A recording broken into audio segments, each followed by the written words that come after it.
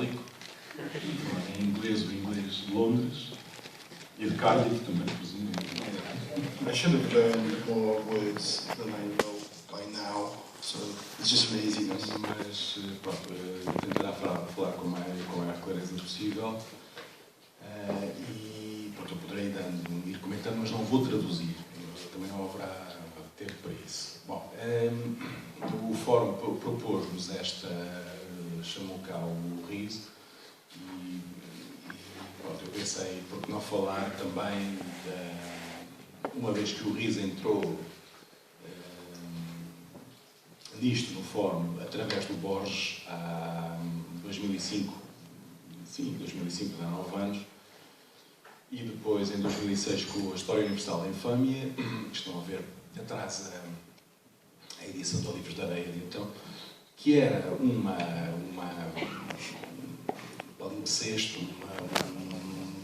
um exercício de distanciamento, de comentário de uma das obras mais famosas do Jorge Luís Borges, que era a História Universal da Infâmia. E eu lembrei-me de propor ao Rhys, porque não, dado a colaboração redonda, no caso do Cortázar, também um autor na área do fantástico, ou em grande parte da sua obra nessa área, porque não falar um pouco das influências que esses autores latino-americanos, do que se convencionou, pelo menos do que se chamava há 40 anos o boom da literatura latino-americana, de expressão em castelhano, teve na obra dele, ou nas suas leituras, ou que ele possa indicar como tendo sido importante. So we could begin with Borges. Yeah, I know you have talked to, a lot of Borges when you were here. If I get tired of talking about years ago. So infamy was important. Everything, I think, with 20th century literature begins with Borges and perhaps even ends with him. Maybe with the possible exception of Kafka. I think he's probably the most important writer of the 20th century. So it was infamy. Not really. Yes, no, you said back then that it wasn't really. No. I discovered Borges pretty by chance in a library. I just saw a book. It looked interesting. I took it down, and it was a book of sand. And I read it. I didn't think it was that good. I thought it was okay, but not brilliant. But then I got hold of a book called Labyrinths, which was a sort of an amalgam of various Borges stories that have been published in Fion and LRF, and I think some other collections as well, the Maker. And it had a few essays in there as well. It was the one with the black cover, New Directions, or no, I think it was I think the one I had was either Picador or Paladin. Yeah. Okay. And was translated by James Yerby and some other, I can't remember the name of the other translator. Very kind of precise mathematical kind of translations. They were retranslated afterwards by Andrew Hurley in a slightly more fluid kind of colloquial way. So Ficciones was important. Yeah, I mean, after I read Labyrinths, then I looked for the collections, and this was in the mid-1980s when Borges had already been translated into English, a long time ago, but he never really was that popular or that well known. Something happened in the mid-80s where he became known, and other South American writers became known. I mean, he wasn't really the key to Latin American literature in English. That was Marquez. But Marquez was bigger. I mean, Borges was sort of already there, and it's sort of both more or less. I'm going to say I discovered them about 1984. Everybody seemed to be discovering them at the same time for some reason. But they weren't. They were big. These authors from the Latin America, they were... Yeah, they became big in the 1980s in Britain for some reason, in translation. They became popular and fashionable and de rigueur for people to have, just for a few years, five years. So, and what about Cortázar? Cortázar was probably the least known and the least popular of all of them. However, because even despite blow-ups, yeah, people don't associate blow-up with, not in Britain, people don't associate blow-up with Cortázar. They just associate with, you know, it's a film with David Hemmings, isn't it? You know? David Hemmings. There's plenty of young models. So it's. I don't know what it's like in Portugal, but in Britain we watch films without wondering from which authors the films have been adapted. We don't care, and we never have. But was hopscotch was a big deal still? Yeah, hopscotch was a big deal, but it was Marquez opened the kind of gates to Latin American literature, and then we kind of worked our way through all of them. But Cortázar was kind of quite low down on the list, and I only knew about him really through a short story that appeared in a Borges anthology. It did with Rhys Hughes and Silvio Campbell, the Book of Fantasy, and he had one story. Which story was it was House Taken Over, which was his first published story.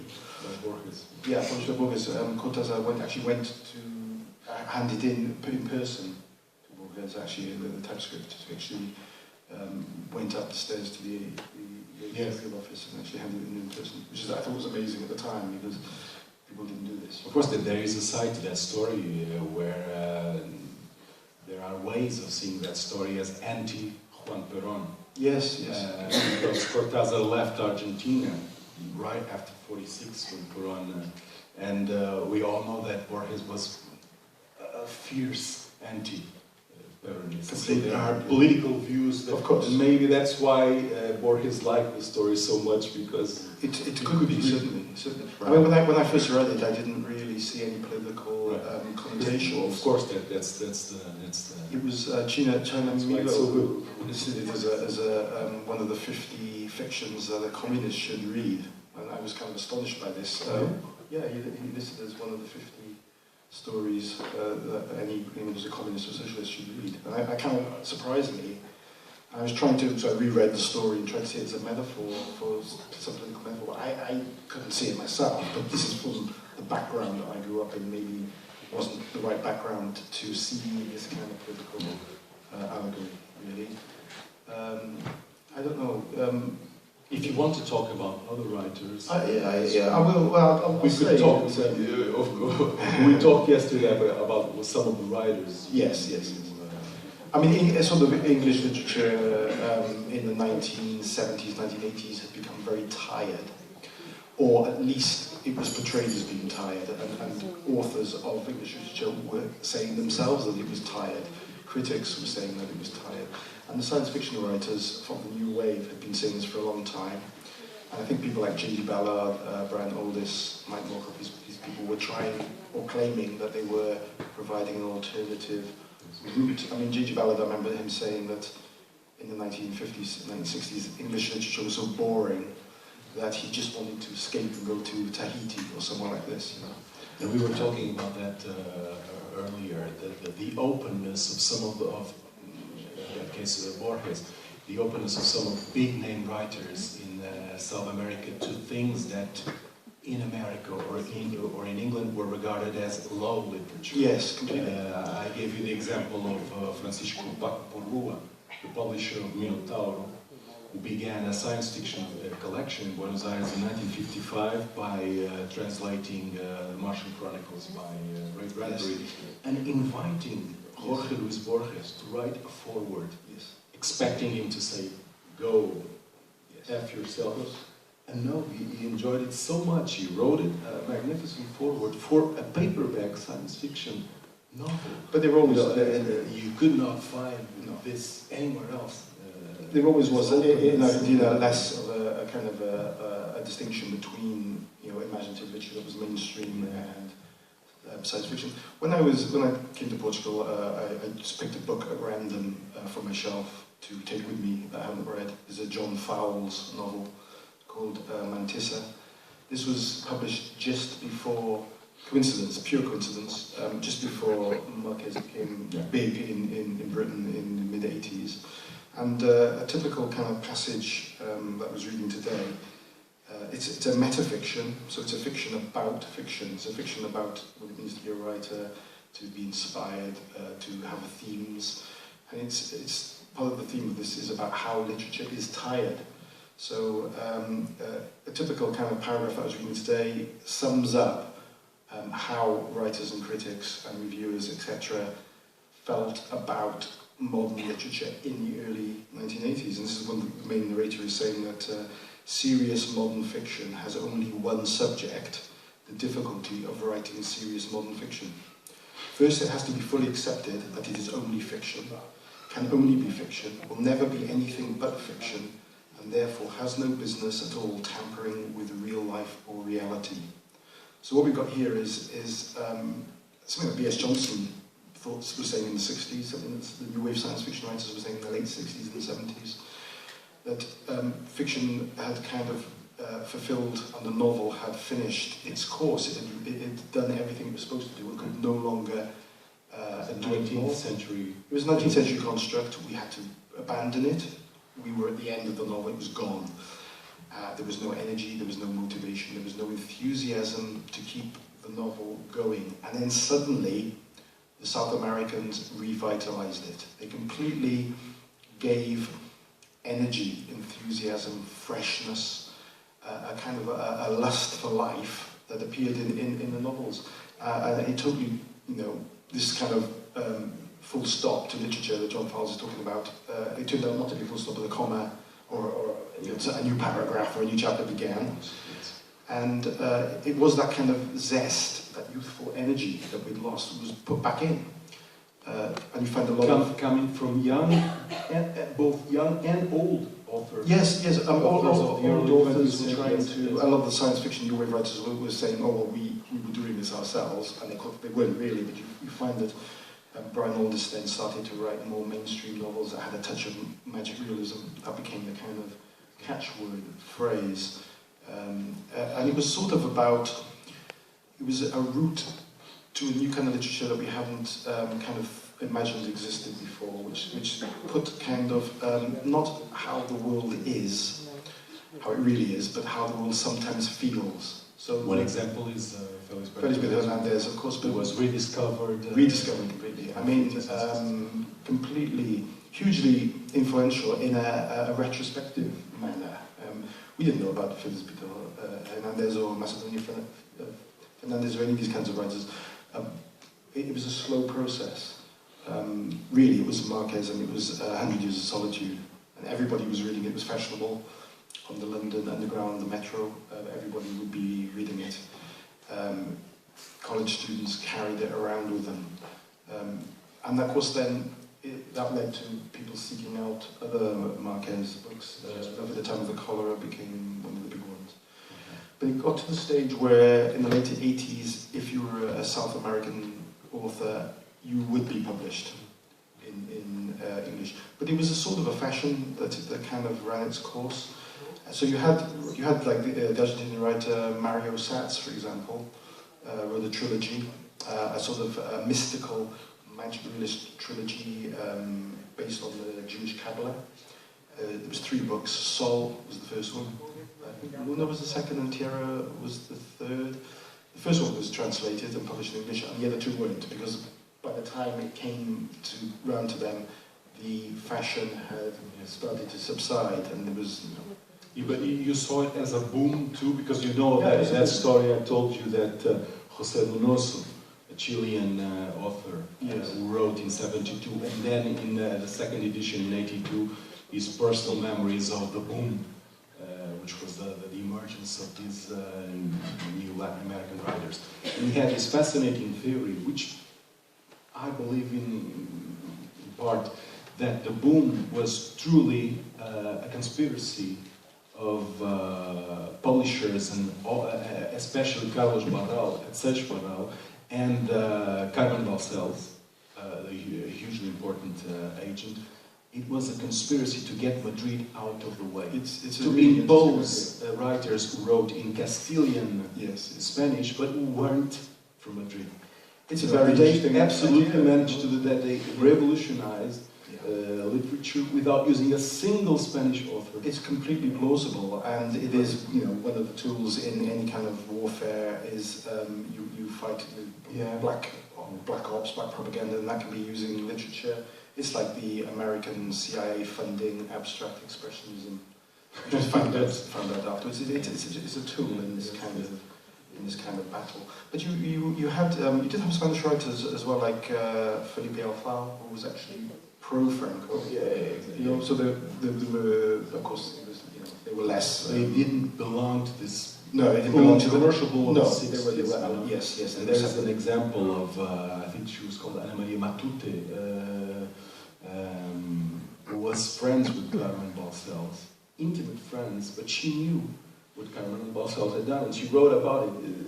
My friend had put me out of the way what could be a great career, because suddenly there was this flood of hugely talented Argentinian, Chilean, Peruvian, Uruguayan writers, you know, and well, it's a theory, it's a conspiracy theory, but I think it's very plausible. It's totally plausible, and I'm going to have to look into this quite a bit more. Last year I read the complete letters, or the collected letters of Kurt Vonnegut, where Pinoza was taught in the same teaching college. Was it Princeton, I think? And so they corresponded quite a lot with each other. So the first time I ever heard of it. Until you mentioned him yesterday. It's quite interesting. So Marquez was still important. He's not as important now, but of course, he is commercially, absolutely, yes. He is no longer. He's not a campus novelist. You know, students don't carry him around. The campus novelists were people like Hermann Hesse. Everybody had Journey to the East, Steppenwolf. Kurt Vonnegut was a campus novelist. All the students carried around Walter House 5 or Mother Night. Marquez was one, you know. Malcolm Lowry. I don't know how they become. It seems to be a pure chance that you become a student, you know, an idol of students, and they have to carry you around. This doesn't happen so much anymore. What the South American novelists did for English literature in Britain was expand our range of feeling. Some of them lived in England. Yes, Cabaret Infante, absolutely. In England, yes. And of course, he's the great kind of the idea that Spanish authors don't use wordplay and don't use puns and jokes and language. He completely defeats this. I mean, he's extraordinary, absolutely extraordinary. You want to talk? I find him incredible. And of course, now he has. Because I couldn't find an English cover for. What's the English title? Three Trapped Tigers. Is an amazing writer. I mean, the book he wrote that was a history of Cuba, short passages. Yeah. View of Dawn in the Tropics in English. I can't remember. I think he's still quite a popular writer. He's not so well known now in Britain. If you say Cabaret Infante, people wouldn't know who you're talking about. But do you think it's different to read? Because I've been reading in Spanish. Whenever I can get a copy, I know it's bad to say that in front of publishers and having spent some of my money publishing too, but I think it's really essential to read it to get the voice. If you couldn't read him in Spanish, do you think that is? Are you trusting in translators? Because some of the things that, for instance, I read in Três Tristes Tigres, it's a hell to translate. It is a hell to translate. I mean, Cabaret Infante himself helped to translate his own biography, which he translated as Infante's Inferno, because the Havana. He himself, if he couldn't translate some wordplay from Spanish directly, he would ignore that but find some new wordplay in English. Mm-hmm. This is something that had been learned from translating some of the French Oulipo writers like Raymond Queneau, Georges Perec, Horace Vian. They used a lot of wordplay that couldn't be translated, but you had some really good translators like David Bellos, who would, instead of trying to create a Nabokovian translation which was as perfect as possible, they would do more what Borges recommended, which is see translation creation as an act of creation in itself. That's a bit dangerous. It can be dangerous, but you know, Perec's void is good in French and it's good in English. There are cases where the translator actually improves. We were talking about Boris Vian and Paulo Coelho, yes. that story about Nelson Motta telling that Paulo Coelho's career is completely dependent on good translators. Good English translators. I think the Europa writers would have liked that idea, that something could have been improved in the translation. It depends how, I mean, your attitude translation falls into two kind of broad camps. Nabokov, who thought that you had to have total fidelity to the language, if possible. The translation had to be as close as possible, otherwise don't bother. I mean, Borges, who believed that it was an act of creation, a new act of creation, that you're reducing a variation on a theme, rather than trying to equate the theme as closely as possible. And you have to choose what your attitude is. And again, on translation, we were talking earlier on that short. He's an author that I think it's completely ignored here.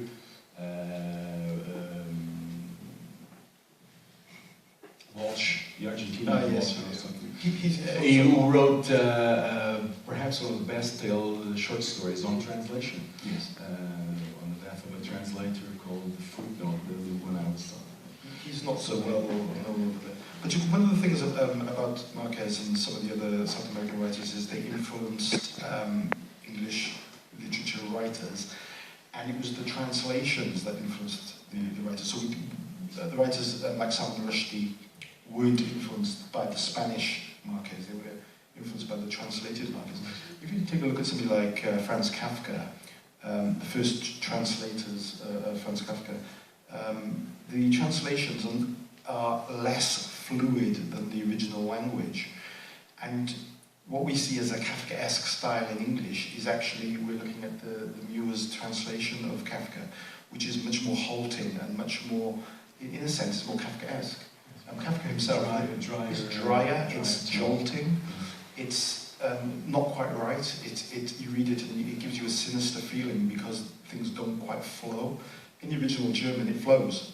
So Kafka is actually more Kafkaesque in translation. And a lot of the English writers who were influenced by Kafka were influenced by the translation. So it's got this curious kind of thing where it's... so Bolaño was important to you too. I think he's an extraordinary writer. And only now are we kind of appreciating the immensity of his achievements.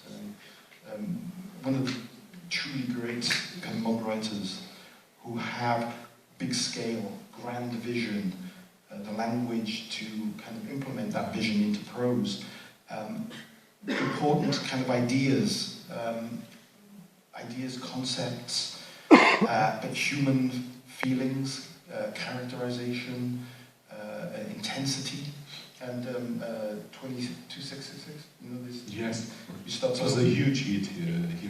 This begins, it talks about the writer who, and talk about Ernst Junger, who was another writer who was being retroactively discovered as having this kind of magic realist kind of flavour. So yeah, when I say amazing writer. And he is somebody who is getting more popular in Britain. So Mutis is one of your... probably my favourite. Marquez said that he was... said that Mutis was his favourite writer, and that he wished he could write like Mutis. Mutis and Juan Rulfo, the Mexican Pedro Páramo. Mutis I discovered because Marquez recommended him and said he was so great. So it was actually when I was living in Madrid in 2007. I started reading the novellas, Marco Caballero, and they were published in thin books, but these are extraordinary. Then I got the English translation. I think it was Edith Grossman did it. I can't remember. Just one huge omnibus edition, all 7 novellas. They're extraordinary, absolutely incredible. They have the exaggerated vision, or the kind of focus on how the world feels rather than it is. That is typical magic realism. But they also have precise language and a sort of highly controlled structure. So they feel he's almost combined the two things, the expansiveness of magic realism and the kind of concentrated intensity of, say, the best, science fiction, or the best Borges. It's almost like he's fused Borges and Marquez, which was, kind of two opposites. When one is kind of open and big, and the other is sort of icy and condensed. But he manages to do both. I think they're the most extraordinary set of novellas ever read. Not very well widely read. Is he not widely read here? I think so. He's most people when I lived in Madrid. Maybe I'm mistaken. I don't know. In Madrid, people knew about him, and he was sort of quite read to some extent. The novellas are ostensibly adventure stories. So there was an interesting point by in the conversation prior to ours on the political side of some of his literature. Cortázar was in the 70s completely political. Yes. His last novel, Man from Animal, is overtly political.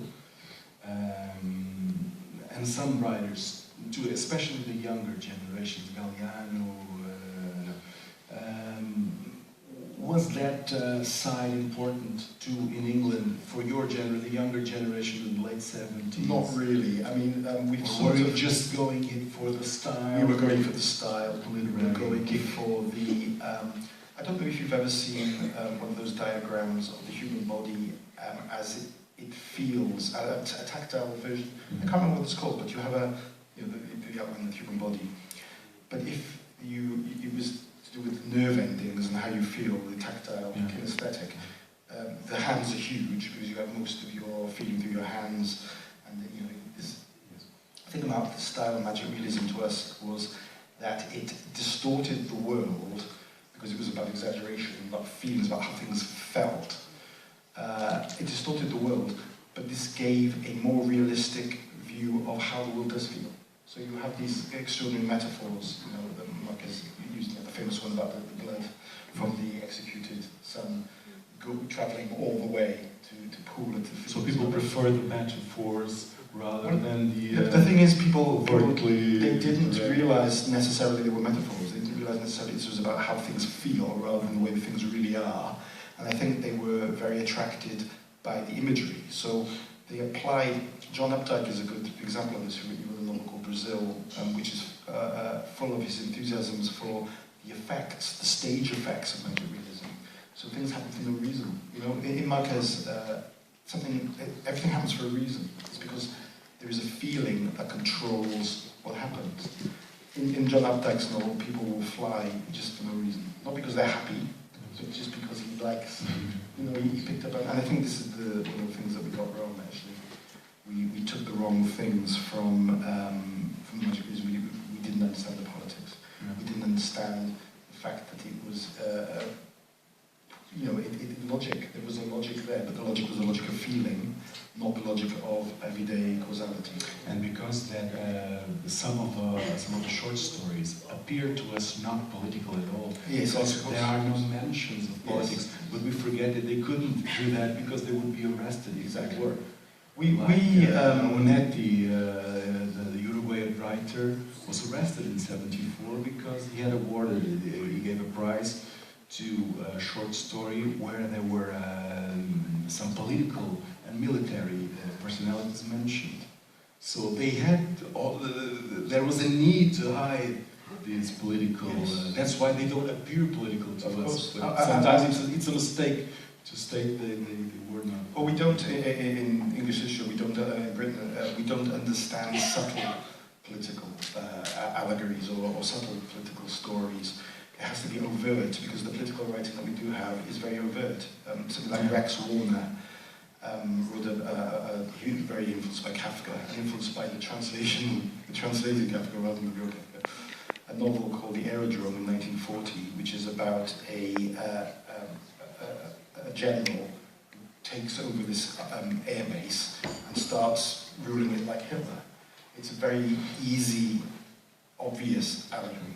Orwell's Animal Farm, of course, we don't do the subtle things. We do obvious allegory. It's going to be, the metaphors are going to be very clear. You're going to know exactly. It comes from Swift, from that eating your Swift children, and of course, yes, of course. But I mean, Swift was kind of using this as springboard for invention.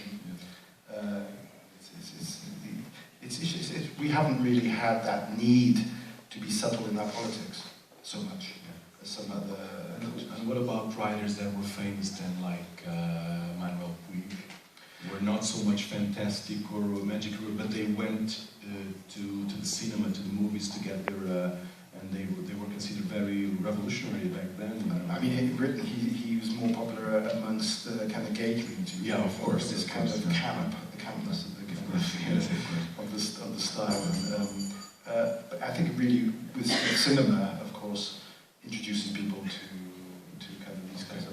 I think we reached the end, literally, of the presentation. Não sei se alguém Se alguém quiser fazer alguma pergunta, tanto em português como em inglês, pode. Questions? Or Steven. You didn't speak about Borges. No. Oh, Do you want me to speak about Borges? We did. I sure. I have one of the greatest writers, one of the two greatest writers of the 20th. I have a very good short memory.